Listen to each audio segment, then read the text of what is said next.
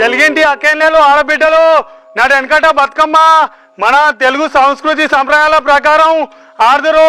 సప్పట్లు కొట్టుకుంటా పాటలు పాడుకుంటా ఆడితే బతుకమ్మ ఎంతో గమ్మత్ అనిపిస్తుండే. అసొంటిది ఇప్పుడు సౌండ్ బాక్సులు పెట్టుకొని బతుకమ్మ ఆడితే వాళ్ళు పెట్టే పాటలకు బతుకమ్మలకు ఎలాంటి సంబంధం లేకుండా పోతుంది. వాళ్ళు ఎగిరే స్టెప్పులకు బతుకమ్మలకు ఎలాంటి సంబంధం లేకుండా పోతున్నాయి.